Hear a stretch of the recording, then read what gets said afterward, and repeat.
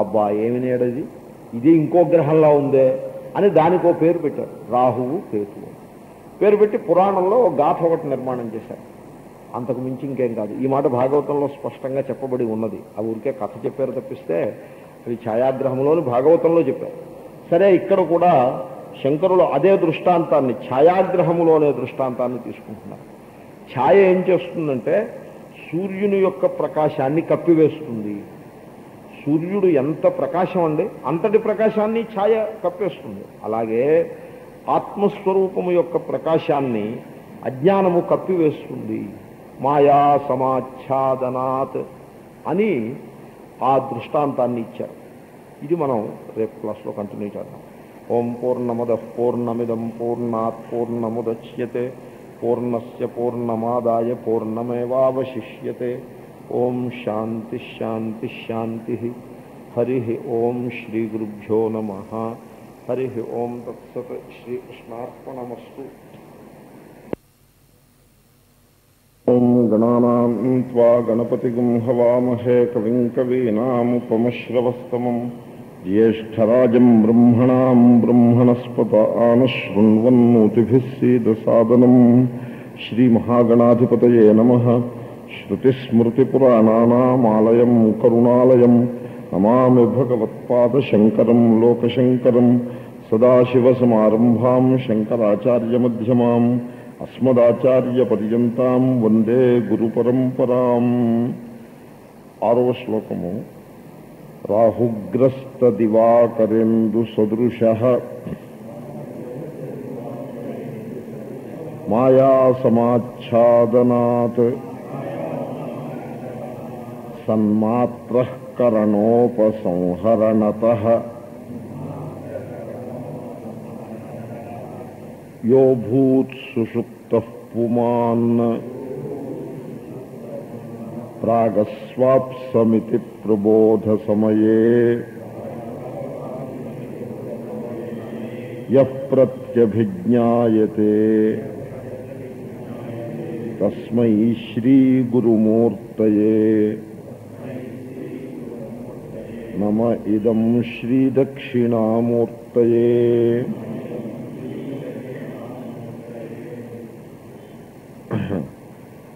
ఇంతకు ముందు శ్లోకంలో ఆత్మస్వరూపాన్ని గురించి పలు వాదుల యొక్క అభిప్రాయాలని మనం పరిగణించి వాటన్నింటినీ కూడా తిరస్కరించి ఆత్మ చేతనము, అఖండము, సచ్చిదానంద ఘనము అని నిరూపించటం అయింది. ఆ సందర్భంలో అనేక అభిప్రాయాలని ప్రకటిస్తూ శూన్యవాదులను కూడా ఒకదాన్ని మనం ప్రస్తావించాము. శూన్యవాదము అనేది ముఖ్యంగా శంకరుల కాలంలో చాలా దృఢంగా సమాజంలో నెలకొనే ప్రయత్నం చేసిన రోజులు. ఇప్పుడు ఎలా వచ్చిందంటే హిస్టారిక్గా పరిస్థితిని సమీక్షించినట్లయితే యజ్ఞయాగాది క్రతువులకు వేదంలో ప్రవేశం ఉన్నది. వేదం వాటిని చక్కగా బోధిస్తోంది. విస్తారమైన కర్మకాండం ఉన్నది. అంతేకాకుండా ఉపనిషత్తులు అనే వేదంలో ఆఖరి భాగంలో కొద్దిగా స్మాల్ అమౌంట్ ఆఫ్ జ్ఞానకాండం ఉన్నది. ఎప్పుడు జ్ఞానకాండ పర్సంటేజ్ తక్కువే ఉంటుంది. వాల్యూమ్ వైజ్ చూసుకున్నట్లయితే 95% ప్లస్ కర్మకాండ యొక్క భాగమే ఉంటుంది. ఓ 5% జ్ఞానకాండ ఉంటుంది. అలా ఉండేప్పటికీ జనుల్లో, వైదికుల్లోనే ఒక దురభిప్రాయం ఏర్పడింది. ఏమనంటే కర్మయే సర్వము, జ్ఞానము పక్కన పెట్టేసి కాదు అక్కడ కనపడుతున్నాయి ఉపనిషత్తులు, వాటిల్లో చాలా గంభీరమైనటువంటి విషయాలు చెప్పబడి ఉన్నాయి కదా అంటే అబ్బే అవన్నీ ఊరికే, అవన్నీ అర్థవాదాలు, ఈ కర్మని ఉపోద్బలకంగా ఏవో చెప్పారు తప్పించి సత్యం జ్ఞానం అనంతం బ్రహ్మ అంటే అదేం పెద్ద విషయం కాదు, అసలు బ్రహ్మ అనేది ఏమీ లేదు, కర్మే సర్వము అని ఈ విధంగా దాన్ని రాంగుగా వక్రీకరించి కర్మయే సర్వము అనే విధంగా సమాజాన్ని నడిపించారు. అప్పుడు బుద్ధుడు ఉదయించాడు. సరిగ్గా అది బుద్ధుడు ఉదయించిన టైం. బుద్ధుడు ఉదయించే టైంకి సర్వత్రా కర్మకాండ పెచ్చు పెరిగి విస్తరించి ఉన్నది. అందుకోసం బుద్ధుడు ఏమన్నాడంటే అసలు ముందు సమాజాన్ని to bring it to its own senses, అంత తీవ్రమైనటువంటి కర్మ యొక్క దాంట్లో కొట్టుకుపోయేటువంటి సమాజాన్ని అంటే ప్రతివాడు స్వర్గకామియే, స్వర్గం కోసం యజ్ఞం చేస్తూ ఉన్నాం. ఇంకా ఇదే పనిగా అదే వ్యాపారంగా జీవిత ధ్యేయంగా నడిపిస్తూ ఉంటే జ్ఞానానికి అసలు ఏమాత్రము విలువే లేకుండా ఉంటే అలాగే మనకి ఈనాడు కూడా సమాజంలో అక్కడక్కడ కనవస్తుంది. ఆ స్థితిని సరిదిద్దడం కోసం బుద్ధుడు అవతరించి మళ్ళా ఉపనిషత్తులలో ప్రతిపాదించిన జ్ఞానాన్నే ఆయన చక్కగా బోధించాడు. కానీ ఆ బోధించటంలో ఈ హద్దు పొద్దు లేని కామ్యకర్మలని ఆయన ఖండించాడు. దాంతో ఏమైపోయింది, ఎవడైనా రిఫార్మర్ వచ్చాడు అనుకోండి, ముందు మన వాళ్ళు వాడి మీద బురద జల్లేస్తారు. సో ఆ విధంగా బుద్ధుడి యొక్క మహిమని గుర్తించి ఆయనకి అవతార పురుషుడిగా ఒకవైపు కొందరు కీర్తిస్తూ ఉంటే, సాక్షాత్తు పరమేశ్వరుని అవతారమే అని జనులు ఆయన్ని పండితులు మహాత్ములు కూడా కీర్తిస్తూ ఉంటే, అదే సమయంలో బుద్ధుడు అయోగ్యుడు అనేటువంటి విధంగా ఒక వాదాన్ని తీసుకొచ్చి, so that was the situation. So ఏమైంది, బుద్ధుని యొక్క శిష్యులలో కూడా చాలా తేడాలు వచ్చేసి వాళ్ళు 4 తెగలుగా విడిపోయి బుద్ధుడు నిర్వాణం చెందుతూనే, బుద్ధుని యొక్క స్వభావం ఎటువంటిదంటే ఇన్స్టిట్యూషన్ని నిలబెట్టే స్వభావం కాదు. అన్ని అవతారాలు ఏకరూపంగా ఉండవు. కొన్ని అవతారాలు, ఇప్పుడు రామావతారం ఉందనుకోండి, మొత్తం నిశాచర కులాన్నంతని కూడా వినాశం చేసి పెట్టాడు ఆయన. ఒకటి విరాళ్లతో సహా రాక్షసులని సర్వనాశనం చేసేసాడు ఆ అవతారంలో. ఇంకో అవతారం దక్షిణామూర్తి అవతారం లాంటి అవతారంలో సనక సనందనాది ఋషులకి 4 మాటలు చెప్పేసి ఆయన అవతారాన్ని చాలించాడు. అన్ని అవతారాలు ఏకరూపంగా ఉండవు. సో శంకరులు ఒక పెద్ద వ్యవస్థని, సామాజిక వ్యవస్థని శంకరులు నిర్మాణం చేస్తే, బుద్ధుడు ఏ వ్యవస్థ చేయకుండా తన దగ్గరికి వచ్చినటువంటి వాళ్ళకి 4 మంచి మాటలు చెప్పి ఆయన తనువు చాలించాడు. ఆయన he did not institutionalise anything. ఆయన దగ్గరికి మహారాజులు వాళ్ళందరూ వచ్చి మీరు రండి అని చెప్పేసి కోరినా కూడా ఆయన ఇన్స్టిట్యూషనల్గా ఏదీ చేయలేదు. సో దాంతో ఏమైపోయింది, ఇది బుద్ధుడు చెప్పినది ఇది అని ఒక స్థిరమైనటువంటి పరిస్థితి లేకుండే. ఆ విధంగా దాని తర్వాతి కాలంలో కర్మకాండ యందు ద్వేషభావం, బుద్ధుడు దేన్ని ద్వేషించలేదు. ద్వేషించమని ఎందుకు చెప్తాడు? బుద్ధుడు అందరు సర్వమును ప్రేమించమంటాడు, కానీ కొంతమందిని ద్వేషించమని చెప్తే అది పూర్ణమైన ఉపదేశం ఎందుకు అవుతుంది? ఆయన చెప్పిన దాంట్లో కర్మకి అంత ఎక్కువ ప్రాధాన్యం ఇవ్వద్దని చెప్పడం కోసం ఖండించాడు తప్పించి కర్మని కర్మిష్ఠులని ద్వేషించమని ఆయన ఏం చెప్పలేదు. కానీ తరువాతి కాలంలో ముఖ్యంగా శూన్యవాదులు ఆయన యొక్క అనుయాయులలో కర్మకాండని కర్మిష్ఠులని వైదికులని ద్వేషిస్తూ వాళ్ళు ఒక సిద్ధాంతాన్ని నిలబెట్టారు. అసలు దేవుడు అనేవాడు ఒకడు ఉన్నాడని చెప్పేసి వీళ్ళేమో జనాల్ని మోసం చేసేస్తున్నారు. ఈ మోసానికి మూలం ఏమిటంటే దేవుడు అనేటువంటి విశ్వాసమే మూలము. కనుక మనం ఆ విశ్వాసం దగ్గర దెబ్బతీసినట్లయితే దానివల్ల సమస్యలన్నీ పరిష్కారం అవుతాయి. తల తీసేస్తే తలపోటు తగ్గిపోతుంది అన్న లెక్కలో వాళ్ళు దాన్ని పరిష్కరించేందుకు పూనుకున్నారు. ఆ రకంగా మనకి ఈనాడు కూడా కొన్ని సొల్యూషన్స్ కనపడతాయి. ఒకప్పుడు భూస్వాములు లేకపోతే ధనికులు కార్మిక వర్గాన్ని ఎక్స్ప్లాయిట్ చేస్తున్నారనుకోండి. కాబట్టి దీనికి పరిష్కారం ఏమిటి అంటే భూస్వాముల్ని వాళ్ళని ఎడ్యుకేట్ చేసి కొంత సోషల్ హార్మోనీ తీసుకొస్తే పరిష్కారం వస్తుంది అన్నది ఒక దృష్టికోణం. అలా కాదు వీళ్ళందరినీ వర్గశత్రువులు వీళ్ళందరినీ చంపేస్తే పోతుంది అని ఇంకో దృష్టికోణం. So it doesn't work. అది ఎందుకంటే ద్వేషం ఆధారంగా వచ్చిన సిద్ధాంతం నిలబడదు. ఇన్ ఎనీ కేస్ ఈ శూన్యవాదం ఆ విధంగా వచ్చింది అని హిస్టారియన్స్ యొక్క అభిప్రాయం. నేను దీని గురించి కొంత పరిశీలన చేసిన మీదట నాకు కూడా ఆ అభిప్రాయం చాలా బాగా నచ్చింది. దేవుడు లేడంటే కానీ ఈ సమస్యలకి పరిష్కారం లేదు అనే ఒక పట్టుదల నుంచి, వ్యతిరేకత ఘనీభవించిన వ్యతిరేకత నుంచి శూన్యవాదం పుట్టుకొచ్చింది. ఆ శూన్యవాదము శంకరుల కాలంలో చాలా బలంగా ఉండేది. ఇప్పుడు చాలా తక్కువ ఉంది. దాంతో మనకి ఆ శూన్యవాదానికి సంబంధించిన ఖండనలు భాష్యాల్లో అక్కడక్కడ కనపడతాయి. అవి హిస్టారిక్ రికార్డ్స్ కింద ఉంటాయి తప్పిస్తే మనకి సమాజంలో వాటి యొక్క ఆధునిక సమాజంలో వాటి రిలవెన్స్ చాలా తక్కువగా ఉంటుంది. ఉదాహరణకి ఇప్పటికీ హేతువాద సంఘాలు నాస్తిక సంఘాలు అనే వాళ్ళు ఉంటారు. వాళ్ళు ఆ దేహభిన్నమైన ఆత్మ లేదు అని అంటూ ఉంటారు, ఈశ్వరుడు లేడు అని కూడా అంటూ ఉంటారు. వాళ్ళకి కూడా వర్తిస్తాయి ఈ వాదనలు. వాళ్ళని సరిదిద్దడానికి లేకపోతే వాళ్ళు వాళ్ళని సరిదిద్దుకోవటానికి వినియోగిస్తాయి. కానీ అంతకంటే ఎక్కువ రిలవెన్స్ ఈనాటి సమాజంలో మనకి కానరాదు. కానీ శంకరులు ఉన్న సమాజంలో శూన్యవాదము, ఆయన భాష్యాల్లో ఓ చోట అంటారు, సూత్రభాష్యంలో అంటారు, ఈ శూన్యవాదులు సమాజాన్నంతని కూడా అతలాకుతలం చేసేసి తప్పుదారి పట్టిస్తున్నారు, వీళ్ళకి బ్రేక్ వేయాల్సిన అవసరం ఉంది అని అంటారు భాష్యంలో. ఒకటి బ్రేక్ వేయటం అంటే కాగ్నిటివ్గా, by education, by teaching, that kind of break. అందరినీ జైల్లో పెట్టమని కాదు. సో ఆ ప్రయత్నంలో భాగంగానే శంకరులు దక్షిణామూర్తి స్తోత్రంలో మరో శ్లోకంలో శూన్యవాదాన్ని నిరసిస్తున్నారు. ప్రత్యేకంగా శూన్యవాదాన్ని ఒక్కదాన్ని తీసుకుని, అంతకుముందు శ్లోకంలో 6-7 వాదాలు తీసుకున్నారు. తీసుకుని అన్నింటినీ కలిపి మాయాశక్తి యొక్క విలాసము అని సామాన్యాకారంగా చెప్పి, ఇప్పుడు మళ్ళీ ప్రథమ మల్ల న్యాయము అనే న్యాయాన్ని అనుసరించి, అంటే ప్రథమ మల్ల న్యాయం అంటే ఏమిటి? బాక్సింగ్లో వరల్డ్ ఛాంపియన్ అవ్వాలి అంటే మీరు జపాన్ దగ్గర మొదలుపెట్టి అమెరికా దాకా ప్రతి మనిషిని బాక్సింగ్ చేసి నెగ్గుకుంటూ వెళ్లాల్సిన అవసరం లేదు. ఇప్పుడున్న ప్రజెంట్ వరల్డ్ ఛాంపియన్ ఒకడు ఉంటాడు, వాడి దగ్గరికి వెళ్ళి వాడితో ఒక బౌట్ ఏర్పాటు చేసుకుని వాడిని నెగ్గేస్తే, వాడిని ఒక్కనే నెగ్గితే చాలు, మొత్తం మీరు వరల్డ్ ఛాంపియన్ అయిపోవచ్చు. ఆ విధంగానే ఈ నాస్తికవాదులు లేక హేతువాదులు అనబడే వర్గాలన్నింటిలోనూ ప్రముఖమైన వర్గము శూన్యవాదము. వాళ్ళని కనుక మీరు నిరసించగలిగితే, జ్ఞానదృష్ట్యా వాళ్ళని నిరసించటం అంటే వాళ్ళ వాదము సరికాదు అని మీరు సమాజానికి తెలియజేయగలిగితే, దానిని అనుసరించి ఉండేటువంటి వివిధ వాదాలన్నీ కూడా వాటంతటా అవే సర్దుమణుగుతాయి అనే ఉద్దేశంతో అది ప్రథమ మల్ల న్యాయం. అంటే ఆ న్యాయాన్ని అనుసరించి శూన్యవాదాన్ని నిరాకరిస్తున్నారు. రాహుగ్రస్త దివాకరేందు సదృశ, ఆత్మ రాహువు చేతను కప్పివేయబడిన సూర్యుడు చంద్రుడు వంటిది. రాహువు దృష్టాంతం ఊరికే ఆయన ఒక ప్రసిద్ధమైన దృష్టాంతం కనుక ఇచ్చారు. మీరు పొగలు రాత్రి దృష్టాంతం కూడా తీసుకోవచ్చు.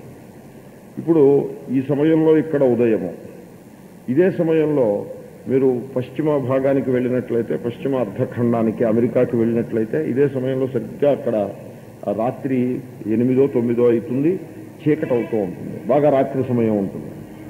ఇప్పుడు వాళ్ళని కనుక మీరు అడిగారనుకోండి, ఒక వ్యక్తి అంతరిక్షంలో ఎక్కడో నిలబడి అమెరికా వాళ్ళని అడిగాడనుకోండి, ప్రపంచం ఎలా ఉంటుంది అని, లేకపోతే అప్పుడే అక్కడ పుట్టిన శిశువుని ప్రపంచం అనేది ఎలా ఉంటుంది అంటే వాడు ఏమని చెప్తాడు?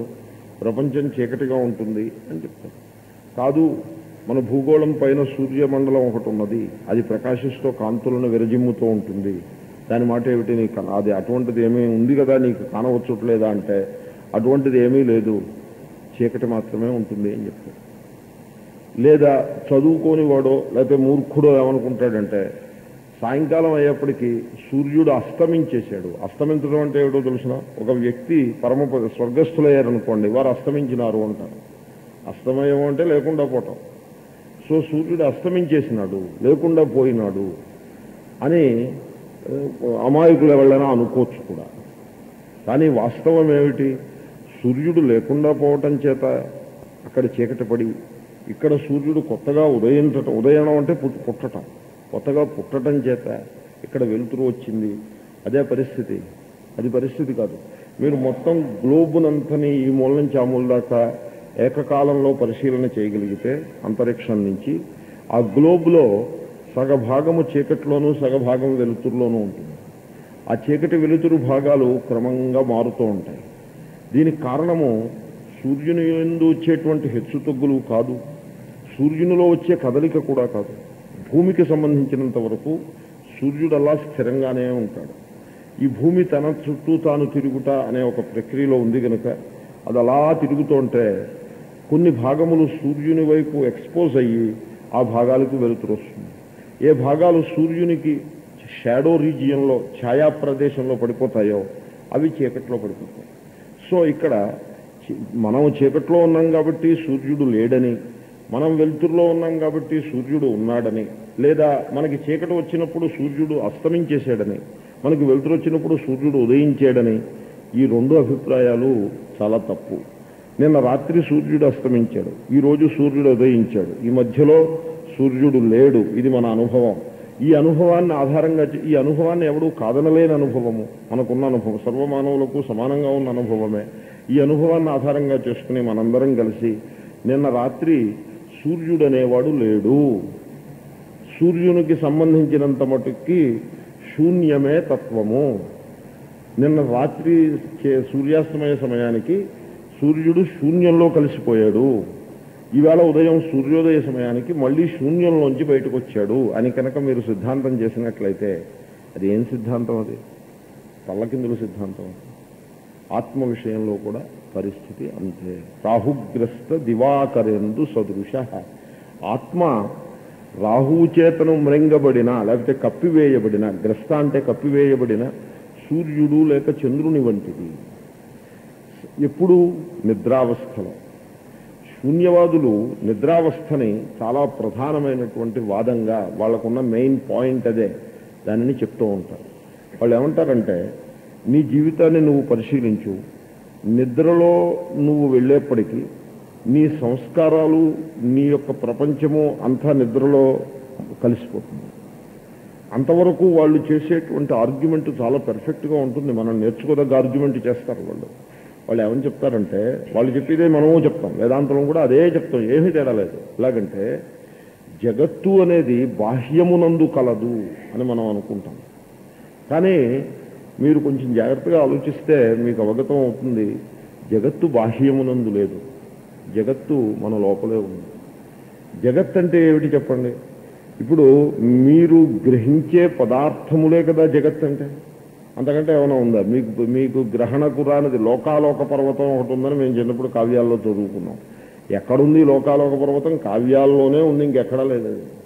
ఎందుకంటే అది నాకో, నా పక్కింటి వాడికో, లేకపోతే నా బంధువుకో, ఎవడికో ఒకడికి అది అనుభవంలోకి రావాలి. ఏ రూపంగా అనుభవంలోకి రావాలి?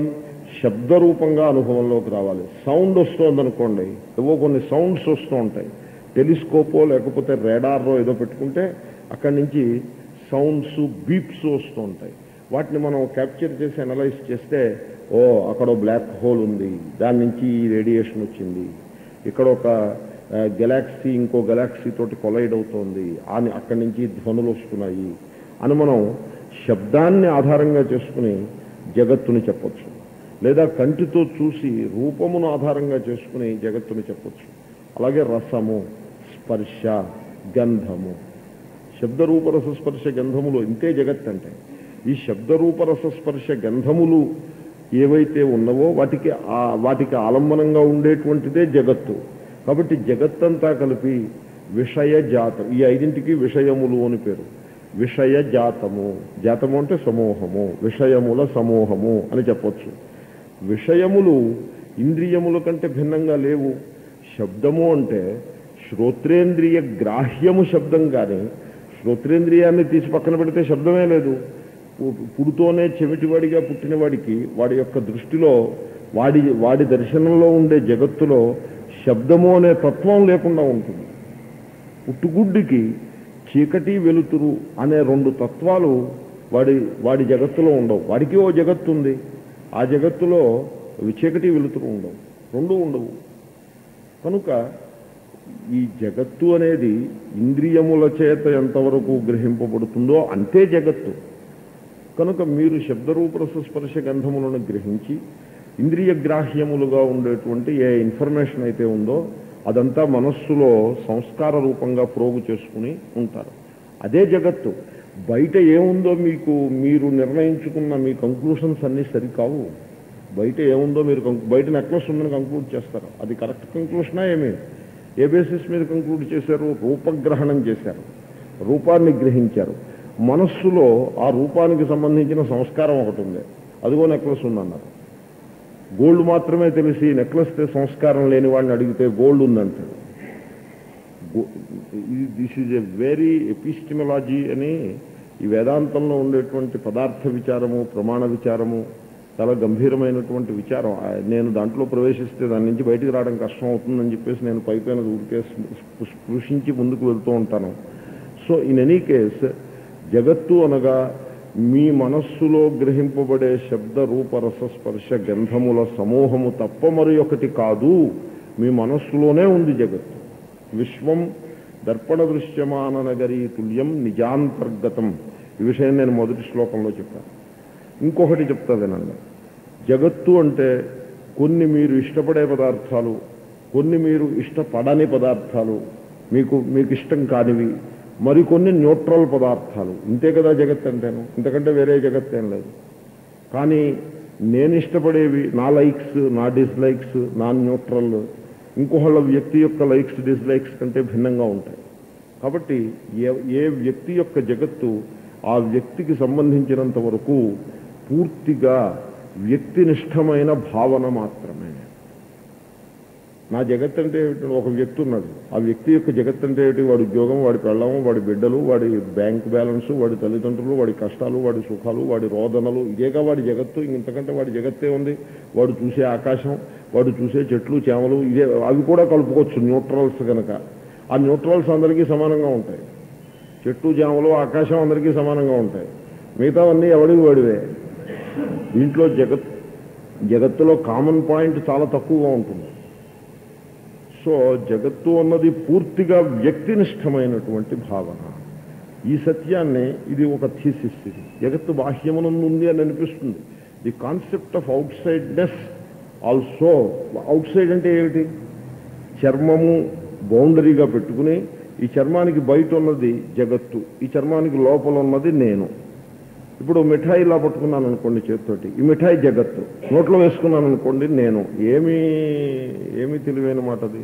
దాంట్లో ఏమీ విచారం కలదు. కడుపు నిండింది, మిఠాయి బాగుంది, అంతవరకు బాగానే ఉంది. కానీ తత్వ విచారంలో ఎక్కడ నిలబడుతుంది అది? మంచినీళ్లు బయట ఉన్నాయనుకోండి జగత్తు, లేదా నదిలో ప్రవహిస్తుంటే ఆ నీళ్లు జగత్తులో భాగం. అది నేను కాదు, నావి కావు. నా కమండలంలోకి నీళ్లు తీసుకునేప్పటికీ అవి జగత్తులో భాగమే అయినా నావి. జగత్తులో భాగం అన్నాం కదా అని ఊరందరి నీళ్లు కావు అవి, నా నీళ్ళు అవి. నోట్లో పోసుకున్నాను అనుకోండి, ఇంకా జగత్తు కాదు, అది నేనది.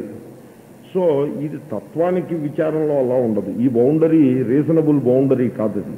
సో ఇన్ ఎనీ కేస్ జగత్తు అనేటువంటిది వ్యక్తినిష్టము తప్పించి దానికి బాహ్యస్వరూపమునందు దాని యొక్క సత్యత్వం మీరు ఏదైతే అనుకుంటున్నారో ఆ సత్యత్వాన్ని బాగా శోధన చేయాల్సి ఉంటుంది.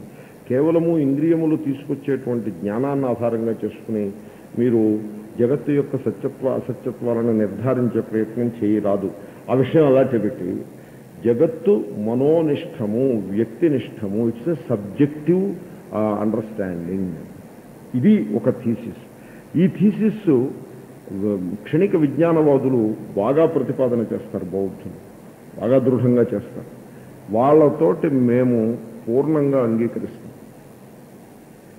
అయితే ఈ జగత్ ఎక్కడి నుంచి వచ్చింది? ఎక్కడి నుంచి వచ్చింది? ఎక్కడుందో అక్కడి నుంచే వచ్చింది. సో కుండ ఎక్కడి నుంచి వచ్చింది? మట్టిలో నివాసాన్ని కలిగి ఉన్నది, మట్టిలో స్థితిని కలిగి ఉన్నది, కాబట్టి మట్టి నుండి వచ్చింది. అలాగే ఈ జగత్తు ఏ హృదయం నుంచి వచ్చిందో, ఏ హృదయంలో స్థితిని కలిగి ఉన్నదో అదే హృదయం నుంచి వచ్చింది. అదే హృదయంలో విలీనం అవుతుంది. అది ఏ ఆత్మ అని మనం అంటే వాళ్ళు అంటారు ఆత్మ లేదేం లేదండి, మీరు మోసం చేస్తున్నారు జనాలని, అది శూన్యం నుంచి వచ్చింది. అదేమిటండి శూన్యం నుంచి ఎలా వస్తుంది అంటే, నీకు నిద్రలో ఏముంది? నిద్ర శూన్యమేగా. So this is how Shunyavada works. నిద్ర అంటే శూన్యము. సో యతోవా ఇమాని భూతాని జాయంతే అని మీరు వేదాంతంలో ఉపనిషత్తుల్లో ప్రిన్సిపల్ చెప్పి ఉన్నారు. ఆ ప్రిన్సిపల్ ప్రకారము దేని నుండి సమస్తము ఉదయించుతోందో, దేంట్లో విలీనమైపోతుందో అది ఏ తత్వం. మిఠాయి షుగర్ నుంచి వస్తుంది. మిఠాయిని మీరు విరిచేశారనుకోండి మళ్ళీ షుగర్లో కలిసిపోతుంది. లేకపోతే నెక్లెస్ బంగారం నుంచి వస్తుంది, నెక్లెస్ని చెరిపేస్తే బంగారంలో కలిసిపోతుంది. ఆ విధంగా తరంగం నీళ్ల నుంచి వస్తుంది. తరంగం చల్లారిపోతే, ఆ తరంగం తగ్గిపోతే మళ్ళీ నీళ్లలో కలిసిపోతుంది. ఆ విధంగా ఈ జగత్తు శూన్యం నుంచి వస్తుంది. నిద్రలో శూన్యము కలదు, మనకు అనుభవమే కదా. అదే శూన్యంలో మళ్ళీ నిద్రపోయేప్పటికీ విలీనమైపోతుంది. ఎందుకంటే జగత్ అంటే ఏమిటో చెప్పాను కదా, మీ వ్యక్తినిష్టమైన శబ్దరూపరసస్పర్శ గంధ గ్రహణ రూపమైన మనస్సంస్కార రూపమైనటువంటి ఏ భావన పరంపర కలదో అది ఏ జగత్తు. జగత్తు మనోనిష్టము, వ్యక్తినిష్టము. ఈ వ్యక్తి, ఈ మనస్సు, ఈ జగత్తు, ఈ సంస్కారములు ఇవన్నీ ఏమైపోయాయి? నిద్రలోకి వెళ్ళిపోయాయి. అవన్నీ ఎక్కడి నుంచి వచ్చాయి? నిద్రలోంచి బయటకు వచ్చాయి. ఇది మన నిత్యానుభవము. కాబట్టి నిద్రలోకి వెళుతున్నాయి, నిద్రలోంచి వస్తున్నాయి. కాబట్టి తత్వము నిద్రలో దాగి ఉంటుంది. నిద్రలో ఏముంది? శూన్యం ఉన్నది. కాబట్టి శూన్యమే తత్వము. అంటే ఓరు వెర్రివాడ, నిద్రలో శూన్యం ఉండడం ఏమిటి? రాత్రేమో పడింది, తెల్లారేపటికి వెలుతురు వచ్చింది. ఈ మధ్యలో శూన్యం ఉన్నది, సూర్యుడు శూన్యంలోకి వెళ్ళిపోయాడు, అంటే సూర్యుడు లేకుండా పోయాడు, ఆ తర్వాత వచ్చాడు అనే మాట ఎంత తెలివి తక్కువో. నిద్రపోయినప్పుడు ఆత్మ చైతన్యము లేదు, శూన్యమే ఉన్నది. నువ్వు అంటున్న చైతన్యము ఏమీ లేదు. మళ్ళీ తెలివి వచ్చేప్పటికీ ఆ శూన్యంలోంచే ఈ సంస్కారాలన్నీ, ఈ చైతన్యము, ఈ జ్ఞానము వచ్చింది అనే మాట తప్పు. సో రాహుగ్రస్త దివాకరేందు సదృశ మాయా సమాచ్ఛాదనాత్ ఇలా ఎందుకు అనుకోవాల్సి వస్తోంది? సూర్యుడు ఉదయించి అస్తమిస్తాడని ఎందుకు అనుకోవాల్సి వస్తోంది?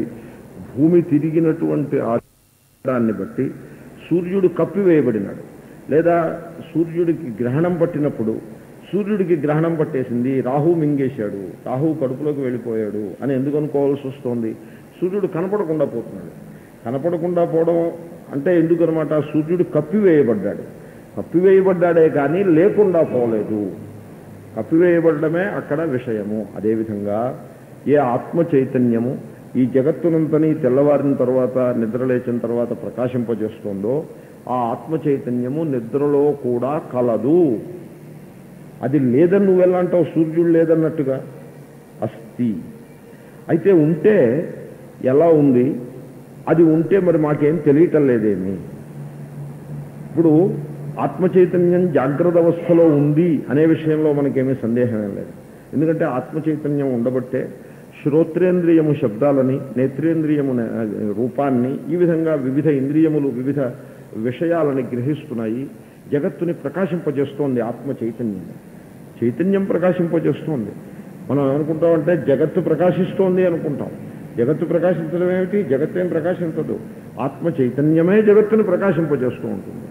నేత్రేంద్రియం ద్వారా, మనస్సు, బుద్ధి, మనస్సు, నేత్రేంద్రియము ద్వారా ఆత్మ చైతన్యము రూపాన్ని ప్రకాశింపజేస్తుంది. మళ్ళీ అదే ఆత్మ చైతన్యము బుద్ధి, మనస్సు, శ్రోత్రేంద్రియము, చెవి అనే ఇంద్రియము ద్వారా శబ్దాన్ని ప్రకాశింపజేస్తుంది. ఈ విధంగా అదే జగత్తు బుద్ధి, మనస్సు, ఇంద్రియముల ద్వారా జగత్తుని, అదే చైతన్యము జగత్తుని ప్రకాశింపజేస్తుంది.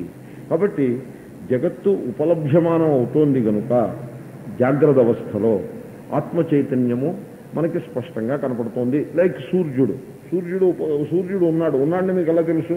సూర్యుడు ఉన్నాడని తెలియకపోవడం ఏంటండి? చూడండి చుట్టూ వెలుతురు అంటే ఏమిటి? వెలుతురు అనేది మీకు ఎప్పుడూ కనపడదు. వెలుతురు మీకు ఎప్పుడు కనపడుతుందో తెలుసునండి. వెలుతురుని ఒక పదార్థము రిఫ్లెక్ట్ చేస్తేనే మీరు వెలుతురు చూడగలరు, లేకపోతే చూడలేరు. మీకు నేను దృష్టాంతం చెప్తా. రాకెట్లో మీకు పైకి వెళ్ళినప్పుడు మూన్కి దానికి ప్రయాణం చేసే రాకెట్స్లో వ్యోమగాములు ఉన్నారే, వీళ్ళు ఆకాశంలో పైకి వెళ్తారు. ఒక ఎత్తుకు వెళ్ళిన తర్వాత సూర్యాస్తమయములనే ప్రసక్తి వాళ్ళకు ఉండదు. సూర్యాస్తమయములు మీరు నేల మీద నిలబడి ఉంటే, ఆ నేల ఇటు అటు తిరుగుతుంటే సూర్యాస్తమయాలు.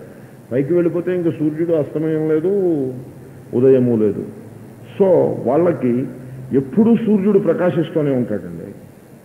అది మనకే అనుభవానికి వస్తుంది. నేను ఒకసారి విమానంలో ప్రయాణం చేస్తున్నప్పుడు నేల మీద ఉన్నప్పుడు అంతా మేఘావృతమై ఉంది, ఆకాశం వర్షం పడుతోంది. సరే విమానం పైకి లేచింది. పైకి లేచి చూస్తుండగానే మేఘాల్లోంచి పైకి వెళ్ళిపోతుంది. బాగా జెట్ ప్లేన్స్ అన్ని చాలా హైట్కి వెళ్ళిపోతే ఎండ అక్కడ. It is all sun. వర్షం లేదేం లేదు, పైన ఎండ కాస్తూ ఉంటుంది. కిందకి చూస్తే మేఘాలు ఉంటాయి, ఆ మేఘాలు వర్షిస్తూ ఉంటాయి, పైన ఎండ. ఇది ఎందుకు చెప్పానంటే, సో ఈ రాకెట్లు పైకి వెళ్తాయి, వాళ్ళకి సూర్య ఉదయాస్తమయాలు ఉండవు. ఆ రాకెట్లో ఉన్నవాడికి చుట్టూ చూస్తే చీకటిగా ఉంటుంది. సూర్యుడు ఎప్పుడూ ఉంటాడు, అయినా చీకటిగా ఉంటుంది. వాడు కనుక ఒక వస్తువుని, ఒక కర్రనో చేయినో ఇలా పైకి పెట్టి చూస్తే మిలమిల మెరిసిపోతూ కనపడుతుంది. అంటే ఏమిటి? చుట్టూ అట్మాస్ఫియర్ ఏమి ఉండదు, ఆక్సిజన్, కార్బన్ డైఆక్సైడ్ గ్యాసెస్ కూడా ఏమి ఉండవు. ఈ ఎంటీ స్పేస్ అది. ఈ వాయువులు, మన అంతరిక్షంలో ఉండే వాయువులు ఏమీ ఉండవు. దాంతో ఇప్పుడైతే మనకి డిఫ్లెక్టెడ్ లైట్ బాగా కనపడుతూ ఉంటుంది, రిఫ్లెక్టెడ్ లైట్. అంతరిక్షంలో పైకి వెళ్ళినా కూడా ఈ oxygen molecules, carbon dioxide molecules ఇవన్నీ కూడా వాయువులో ఉన్నాయి కనుక అవి లైట్ని రిఫ్లెక్ట్ చేస్తూ ఉంటాయి, స్కాటరింగ్ ఆఫ్ లైట్ ఉంటుంది. ఇంకా పైకి వెళ్ళేప్పటికీ అక్కడ గాలే లేకుండా పోతుంది కాబట్టి there is no scattering of light. Scattering of light లేదు కనుక మీకు లైట్ లేనట్టు అనిపిస్తుంది, మీకు కనపడదు, అంతా చీకటిగా ఉంటుంది. చేయి పెట్టేప్పటికీ చేయి మిలమిల మెరిసిపోతూ కనపడుతుంది, చేయి తీసేస్తే చీకటి. దాని అర్థం ఏమిటి? లైటు ఎప్పుడూ ఉంది, సూర్యప్రకాశము సర్వకాలాలలో దృఢంగా వెలిగిపోతూ ఉన్నది. కానీ దానిని రిఫ్లెక్ట్ చేసేటువంటి సర్ఫేస్ కానీ మాలిక్యూల్ కానీ లేకపోవటం చేత లేదేమో అనిపిస్తుంది. ఏదైనా చిన్న వస్తువు దాన్ని రిఫ్లెక్ట్ చేస్తే దేదీప్యమానంగా సూర్యకాంతి మనకి గోచరిస్తుంది. All right, this example you could follow. The same is the case with reference to ఆత్మ. సన్మాత్ర కరణోపసంహరణత యోభూత్ సుషుప్త పుమాన్. యహా పుమాన్, ఏ ఆత్మచైతన్యము సుషుప్త, సుషుప్త ఇవ, నిద్రపోయిందా అన్నట్లుంది. ఆత్మచైతన్యానికి నిద్ర ఉండదండి, కానీ ఆత్మ నిద్రపోయిందా అన్నట్టు నేను నిద్రపోయాను అనే అనుభవంలో మనం ఉంటాము. ఎందుకంటే కరణ ఉపసంహరణత, ఇంద్రియములు ఉపసంహారం అయిపోయింది. ఇప్పుడు నేను మీకు ఈ చెప్పిన దృష్టాంతం ఇంకొకసారి పరిశీలించండి. అంతరిక్షంలో ర్యాకెట్లో మీరు ప్రయాణం చేస్తూ ఉంటారు. ఏవో కొన్ని వస్తువులని ఆ ర్యాకెట్ యొక్క పైభాగం నుంచి అంతరిక్షంలో ప్రవేశపెడతారు. ఏవో సమ్ రోబోట్, లేకపోతే ఏ బెలూన్ లాంటిదో, ఏవో కొన్ని, లేకపోతే ఈ హబుల్ టెలిస్కోప్కి సంబంధించిన ఏవో పరికరాలు ఈ ర్యాకెట్ నుంచి బయటికి ప్రొట్రూడ్ అయి ఉంటాయి. ఇవన్నీ కూడా చక్కగా సూర్యకాంతిలో ధగధగా మెరుస్తూ మనకు కనపడతాయి. ఇంతలో వాటి పని అయిపోవడం చేత వాటన్నింటినీ రాకెట్లోకి విత్డ్రా చేసేస్తారు. విత్డ్రా చేసి రాకెట్ కిటికీ గుండగా బయటికి చూస్తారు.